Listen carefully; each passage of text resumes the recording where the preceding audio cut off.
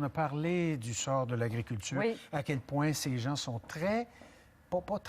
énormément préoccupés par tout le système de la gestion de l'offre. Et ils manifestent, ils choisissent des occasions. Des producteurs de lait et de volaille, vont manifester cet avant-midi devant la colline parlementaire. On va retrouver Louis Blouin. Ils sont en route dans l'Est ontarien.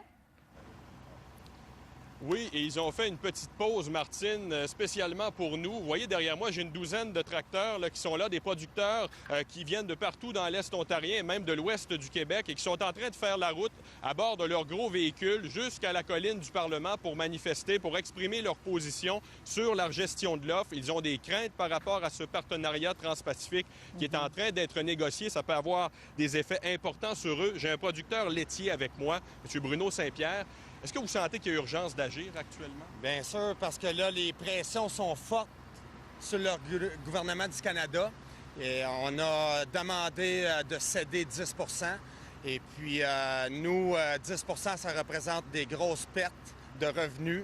L'avenir, tout ce qui en découle, l'effet boule de neige qui revient avec ça. Là. On dirait que le marché américain vient inonder le marché canadien. Au quotidien, ça voudrait dire quoi pour vous? Ça? Bien là, c'est certain que le début, première des choses, ils ont un prix, ils sont sur le prix international. Nous autres, on a la gestion de l'offre qui nous garantit un prix stable.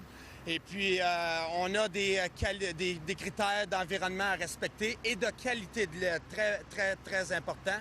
Et puis, 10 c'est 10 de notre revenu aussi, là, surtout si c'est du lait de consommation. On ne sait pas c'est quoi qui va en sortir de ces négociations-là, mais notre crainte, là, c'est d'aller au Parlement, de dire à M. Harper qu'on ne veut pas perdre ce 10 %-là.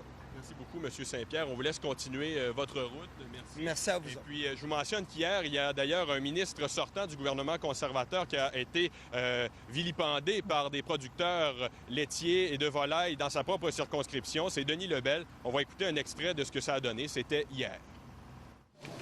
Je pense que Lebel, on perd de l'argent coup de milliers de dollars, là. Vous savez bien que je le sais, mais vous promettez... Non, regardez, je n'irai pas vous faire une promesse électorale, vous allez me dire, Denis... Mais vous êtes mon député, vous l'êtes pas, M. Lebel? Je suis votre député et je vous défends tous les jours. Promettez-moi que... Puis je le fais pas, vous après, tu vas me défendez. dire... Je vous promets quelque chose que je peux pas vous livrer, après vous allez me dire quoi.